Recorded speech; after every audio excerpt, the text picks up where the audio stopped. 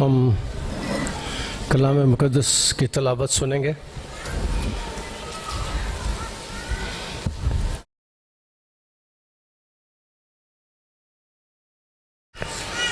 اور اس کا دوسرا باب اور اس کی پہلی آیت سے۔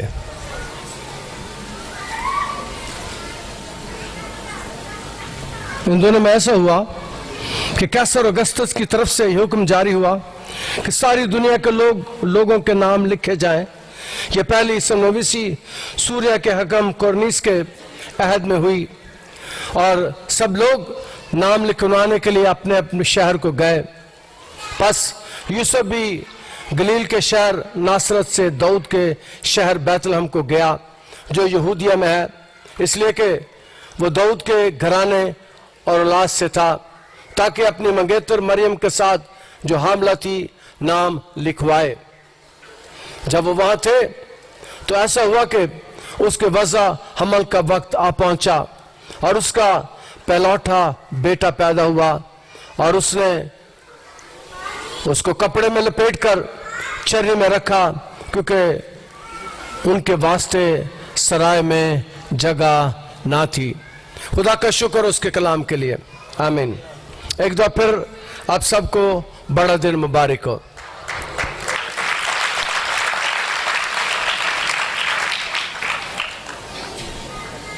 جس جگہ وہ سفر کرتے ہیں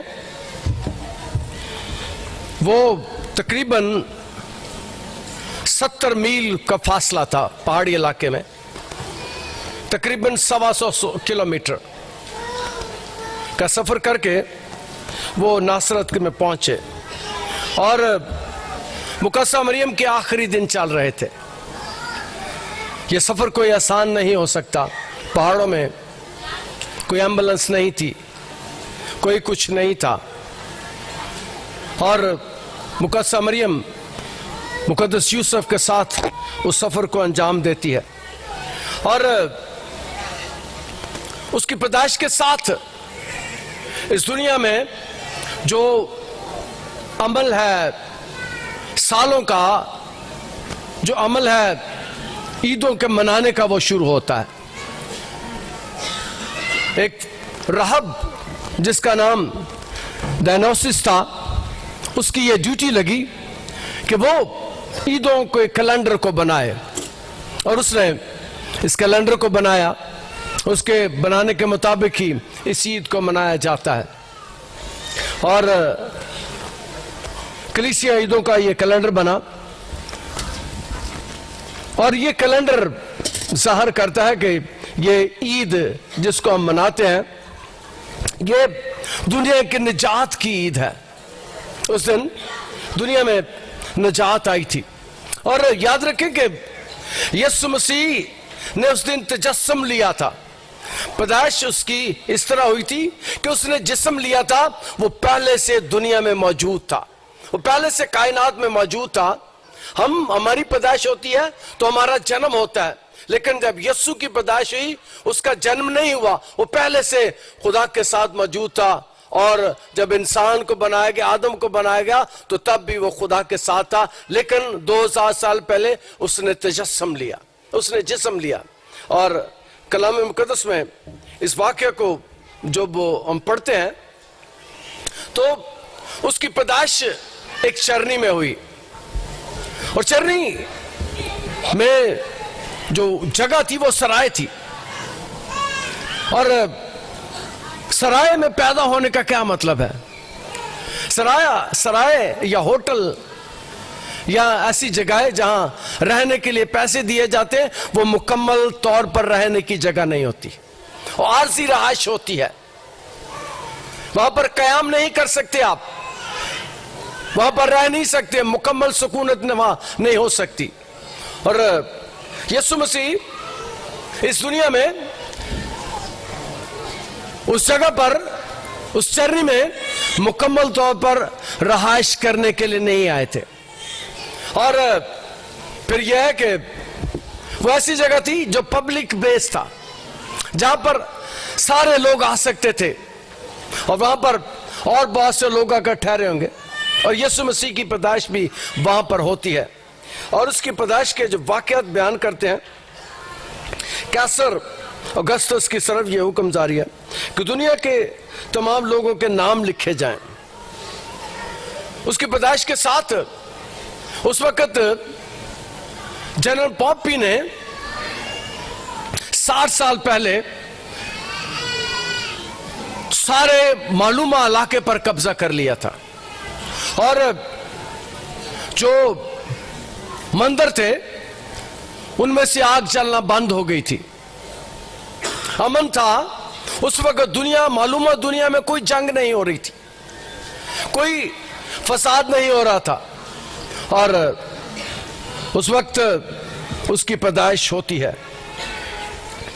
یہ پہلی اسم نویسی جو اس کے دور میں ہوئی، اس کے بارے میں ہم کلام مقدس میں سے اس بات کو سیکھتے ہیں کہ کیسر اگسطس ان دنوں میں رومی شہنشاہ تھا، اس کا نام اوکٹویان تھا، لیکن اسے کیسر اگسطس کہا جاتا تھا۔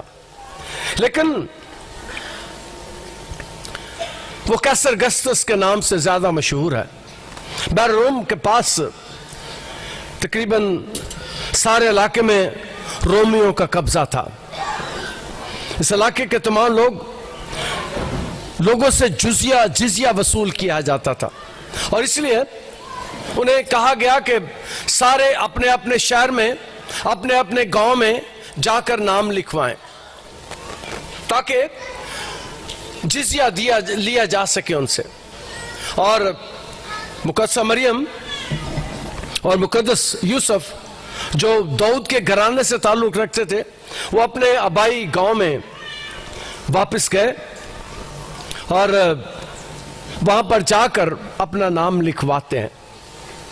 ان کا وہاں پر قیام عارضی ہے، اور تمام لوگوں کے ساتھ مل کر وہ اپنے علاقے میں جاتے ہیں۔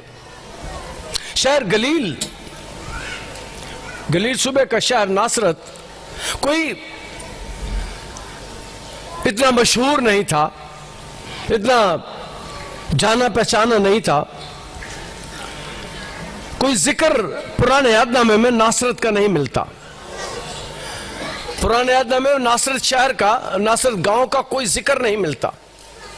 ایک واقعہ ہمیں ملتا ہے، اور یسایہ کی کتاب میں یسی کے تنے سے ایک کونپن نکلے گی، اور کونپل اور اس کی جڑوں میں سے ایک 12 شاخ پیدا ہوگی۔ شاخ کے لیے جو عبرانی کا لفظ استعمال کیا جاتا ہے وہ نصر ہے، نصر لفظ استعمال کیا جاتا ہے۔ اور یسوع مسیح 30 سال تک ناصرت میں رہے، بچپن سے لے کر، پیدائش سے لے کر 30 سال تک وہاں رہے۔ 30 سال کی عمر تک انہوں نے اس شہر میں قیام کیا، اس علاقے میں، ناصرت کے گاؤں میں قیام کیا، اور وہیں ان کے باپ کی دکان، ان کے پالنے والے باپ کی دکان تھی، اور جس دکان پر لکھا ہوا تھا کہ میرا جوا نرم ہے، کیونکہ وہ بڑائی کا کام کرتے تھے، اور میرا خیال ہے کہ دکان پر کہیں لکھا ہوگا کہ میرا جوا نرم ہے اور میرا جوا پہن لو۔ وہ 30 سال تک اس علاقے میں، اس دیہات میں رہا، اور اس نے وہاں پر قیام کیا۔ اور کلام مقدس میں سے یسایہ نبی کی پیشگوئی ہمیں پوری ہوتی ہوئی دکھاتی ہے، نظر آتی ہے۔ اور میں نے بیان کیا کہ یہ شہر، یہ گاؤں ناصرت یروشلم سے تقریباً 70 میل کے فاصلے پر تھا، اور یہ 70 میل کا فاصلہ وہ طے کر کے وہاں جاتے ہیں۔ اور کلام مقدس میں لکھا ہے، یہ پہلی اسم نویسی سوریہ کے حکم کورنیس کے عہد میں ہوئی، اور سب لوگ نام لکھوانے کے لیے اپنے شہر کو گئے۔ پس یوسف بھی گلیل کے شہر ناصرت سے داؤد کے شہر بیت لحم کو گیا جو یہودیہ میں ہے۔ داؤد کے علاقے میں یہ سفر کرتے ہیں اور جاتے ہیں اس لیے کہ ان کا تعلق داؤد کے گھرانے سے تھا، لیکن غربت اور ظاہر کرتا ہے کہ وہ جب جاتے ہیں تو کوئی پہلے سے ریزرویشن ان کی نہیں ہے. دنیا کے حالات کوئی اس وقت زیادہ اچھے ہمیں نظر نہیں آتے کہ شاید کوئی ماں بننے والی ہو، کوئی عورت ہو اور اسے کسی کے گھر میں جگہ نہیں مل رہی، کسی کے مکان میں جگہ نہیں مل رہی، کوئی اسے اپنے گھر میں نہیں اتار رہا، کوئی اس کے ساتھ تعاون نہیں کر رہا، اور وہ سرائے کے ایک اس جگہ پر جاتی ہے جہاں پر جانوروں کو رکھا جاتا ہے، اور وہاں پر جا کر یروشلم میں قیام کیا جاتا ہے. اور اس وقت میں نے بیان کیا کہ دو کردار ہمیں بہت اہم نظر آتے ہیں، اور جب آج کے کلام میں سے پہلی بات آپ کو بتانا چاہتا ہوں کہ مقدس یوسف کے بارے میں پتہ چلا کہ وہ بڑا راست باز تھا، بہت راست باز تھا اور خدا سے ڈرتا تھا، اور اس کو یسوع کی پرورش کے لیے خدا نے منتخب کیا. اور مقدسہ مریم بہت ہی پاک دامن عورت تھی، پاک دامن خاتون تھی، اور خدا کی بڑی تابع فرمان تھی. اور میں نے کہا کہ پہلی بات آپ کے سامنے رکھنا چاہتا ہوں، خدا اپنے مقاصد کے لیے ایسے لوگوں کو استعمال کرتا ہے، جو اس کے کام کے لوگ ہوتے ہیں خدا انہیں استعمال کرتا ہے، اور ان کے وسیلے سے ان دونوں کو خدا نے لیا. اور جو واقعہ رونما ہوا تاریخ میں اس کی کوئی ہمیں مثال نہیں ملتی، تاریخ میں اس کا کوئی ہمیں ذکر نہیں ملتا. ہاں، اسکندر کی بیوی نے ایک دفعہ دعویٰ کیا تھا کہ میں حاملہ ہوں اور دیوتا کی وجہ سے ہوں، لیکن مقدسہ مریم وہ خاتون ہے جس کی یسوع کی پیدائش سے پہلے خداوند کلام اس بات کو بیان کرتے کہ روح القدس تجھ پر سایہ کرے گا. خدا روح القدس کی مدد سے وہ کام کو انجام دیتی، اس لیے کہ وہ اس کام کے لیے بڑی قابل قدر اور بڑی ہی وہ خدا کی ضرورت کو پورا کرتی تھی. اور خدا ایسے لوگوں کو ڈھونڈتا ہے. آج بھی خدا چاہتا ہے کہ اپنے لوگوں کو اس مقصد کے لیے استعمال کرے، جس طرح اس نے مقدسہ مریم کو لیا. اور ایک بات میں بتانا چاہتا ہوں کہ مقدسہ مریم کے بارے میں لکھا ہے کہ دیکھ اب سے لے کر ہر زمانے کے لوگ مجھ کو مبارک کہیں گے، کیونکہ القادر نے میرے لیے بڑے بڑے کام کیے. میں اکثر بیان کرتا ہوں کہ مقدسہ مریم سے بڑھ کر کسی عورت کو اس دنیا میں عزت نہیں ملی، کوئی اس دنیا میں اس سے بڑھ کر عزت کسی کو نہیں ملی، کہ جو کام اس کے وسیلے سے دنیا میں ہوا وہ کسی عورت کے وسیلے سے اس کے بعد بھی نہیں، اس سے پہلے بھی نہیں ہوا. اور دوسرا کردار ہمیں نظر آتا ہے مقدس یوسف کا.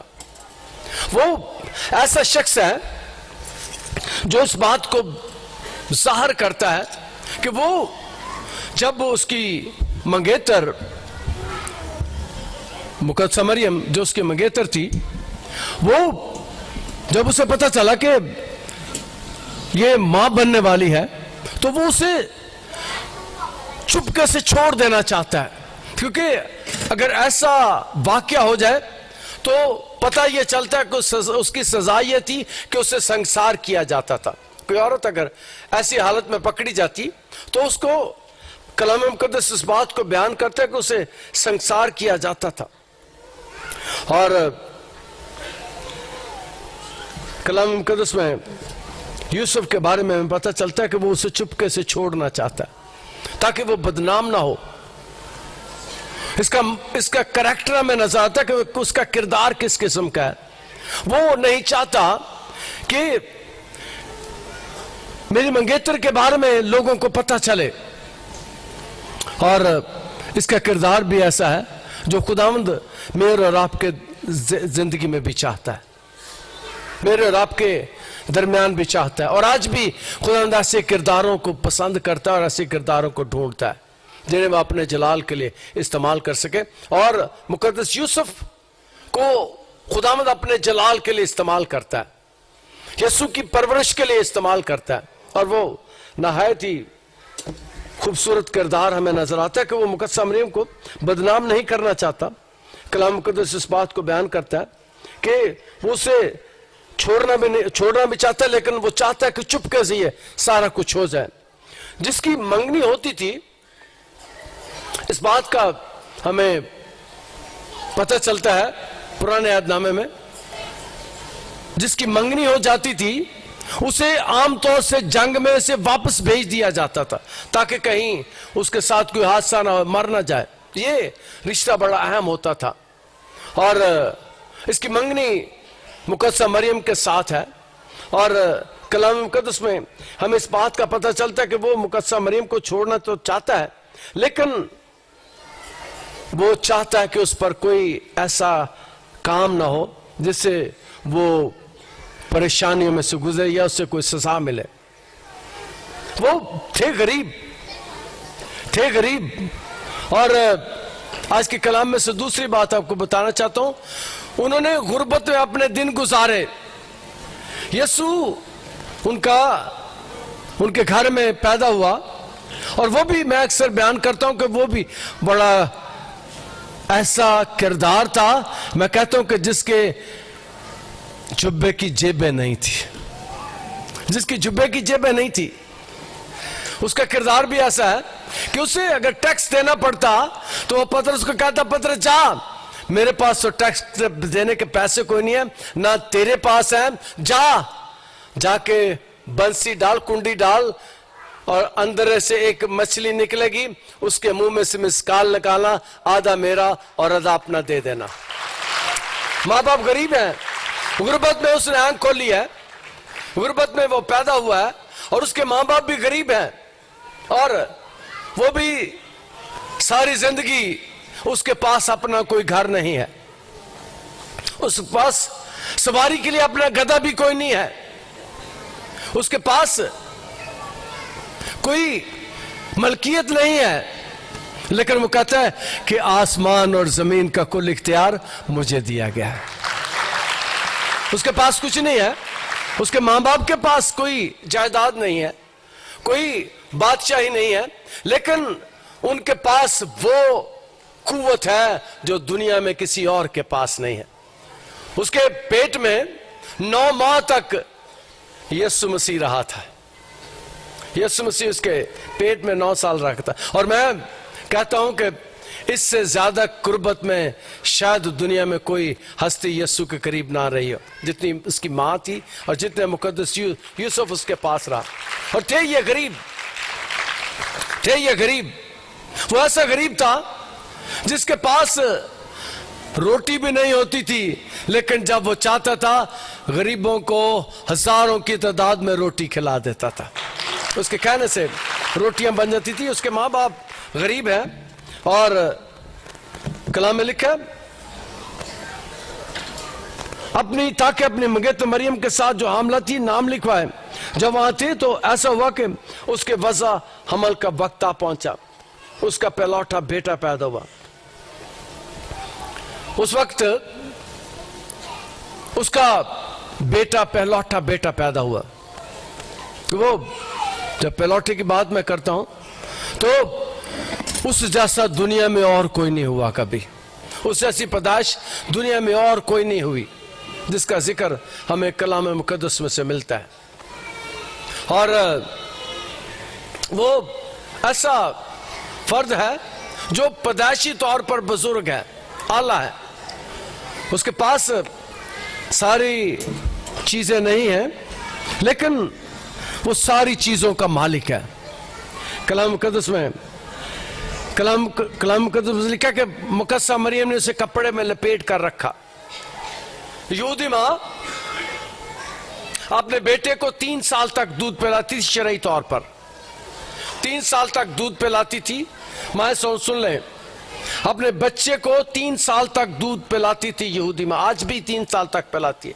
अगर उनके यहां बेटी हो तो उसे 2 साल तक दूध पिलाया जाता है, बेटे को 3 साल और बेटी को 2 साल, और बाकायदा दूध चढ़ाई की रस्म की जाती। और उसके बाद वो हमें पता चलता है कि जब सैमुअल नबी का दूध छुड़ाया गया तो बाकायदा रस्म अदा की और फिर से जाके हैकल में एली काहन के पास छोड़ आई। तो यहूदी माँ अपने बेटे को 3 साल तक दूध पिलाती है और यीशु ने 3 साल तक मुकद्दसा मरियम का दूध पिया।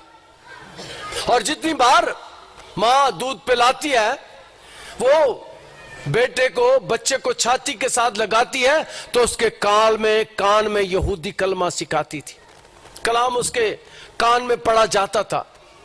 और मैं अगली बात करके अक्सर खुश होता हूं कि कई के दिन ऐसे होते हैं, क्योंकि हर इतवार हर जुमे को मैं अब नीचे जाता हूं बच्चों को मिलने के लिए, और मेरा दिल खुदा की शुक्रगुजारी से भर जाता है कि आमतौर पर संडे स्कूल में कम भी बच्चे हो तो 300-400 होते हैं, 300-400 बच्चे संडे स्कूल में होते हैं और आमतौर पर उन्हें सिखाया जाता है। और यहूदी भी ऐसा करते थे और मुकद्दसा मरियम भी ऐसा करती थी कि अपने बच्चे के कान में वो कलाम पढ़ते थे, सिखाते थे। और माँ से बताना चाहता हूं कि वो भी अपने बच्चों की ऐसी ही तरबियत करें।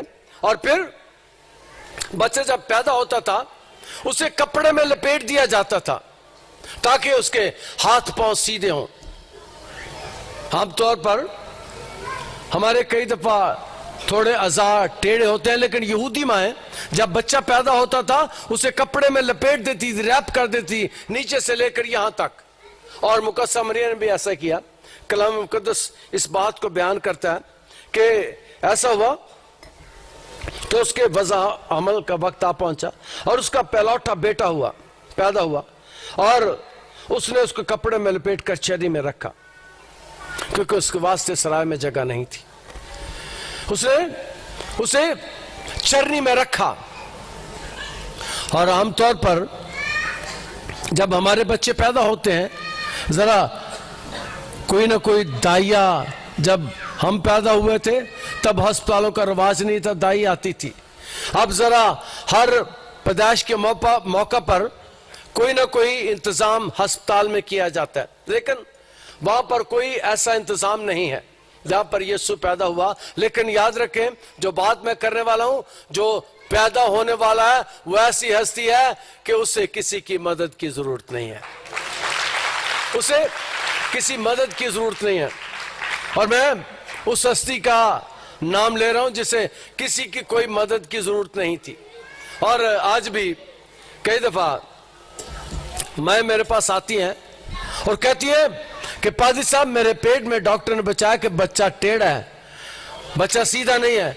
तो सिर्फ कान में मैं जाके जब कहता हूं चल यीशु के नाम से सीधा हो जा, तो बच्चा अंदर से सीधा हो जाता है। बारहा ऐसा होता है। और याद रखें कि 5-6 माह का बच्चा भी सुनता है और जो सुनता है उस पर अमल भी करता है। 5-6 माह का बच्चा जो बात हम बयान करते हैं उसे सुनता है और पेट में उस पर अमल भी करता है। क्योंकि जब मुकद्दसा मरियम अलिशबा के घर में जाती है उस वक्त अलिशबा 6 माह की हामला थी, 6 माह से उसकी उम्मीद में थी। और जैसे ही घर में दाखिल होती है कलाम में लिखा कि बच्चा उसके पेट में उछला। इसका मतलब है कि 6 माह का बच्चा समझता और सुनता है। क्योंकि वो मैंने कलाम सुनाते हुए कहा था कि जब मुकद्दसा मरियम के घर में वो मुकद्दसा मरियम अलिशबा के घर में जाती है तो कलाम मुकद्दस इस बात को बयान करता है कि बच्चा उसके पेट में उछला। और मैंने कहा था कि उसने जरूर अंदर से यीशु को सलूट मारा होगा कि तू मेरे घर में आ गया, मैंने तुझे अपने घर में महसूस किया। और कलाम मुकद्दस में लिखा है कपड़े में लपेट कर चर्री में रखा, क्योंकि उनके वास्ते सराय में जगह ना थी, उनके वास्ते सराय में जगह ना थी। और मैंने बयान किया कि जब वो पैदा हुआ तब भी उसके लिए पास घर नहीं था, और जब उसके बाद वो जवान हुआ अब अपनी खिदमत शुरू की है फिर भी उसके पास अपना घर नहीं है। और याद रखें कि कलाम मुकद्दस में इस बात को हम गाते हैं, पढ़ते हैं कि जे यहोवा ना घर नु बनावे साडी मेहनत है। जो लोगों को घर देता है उसके पास अपना घर नहीं है, उसके पास अपना घर नहीं है। लेकिन उसके पास अपना घर नहीं है, जो बात उसके पास है वो दुनिया में और किसी के पास नहीं है। उसके पास ये है कि वो दुनिया को निजात देने के लिए है। उसका नाम यीशु है और वो दुनिया को निजात देने के लिए है।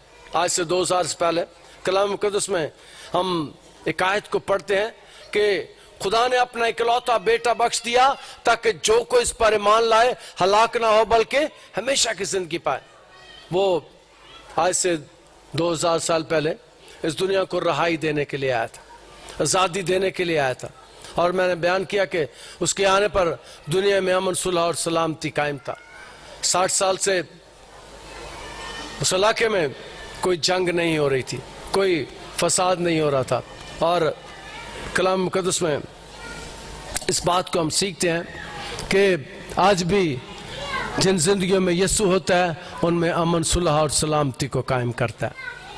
और मेरी दुआ है कि आने वाले दिन आपके लिए, आपके ख़ानदानों के लिए, आपके घर के लिए, आपकी औलाद के लिए बहुत सी बरकतें लेकर आए और आपके घर में अमन सुलह और सलामती कायम हो। अमन सुलह सलामती हमारी दुनिया में, अमन सुलह सलामती हमारे मुल्क में कायम हो। खुदावंद आज के कलाम के वसीले से हमें बरकत दे।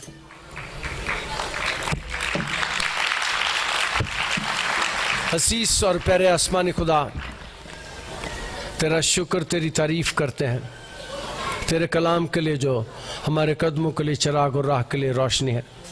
तेरा कलाम जो मीठा है, तेरा कलाम जो ताकत देता है, तेरा कलाम जो कभी बेतासीर नहीं लौटता, तेरा कलाम जो दो धारी तलवार है, तेरा कलाम जो जिंदगियां बदलता है, तेरा कलाम जो शिफा देता है, तेरा कलाम जो हालात को तब्दील कर देता है।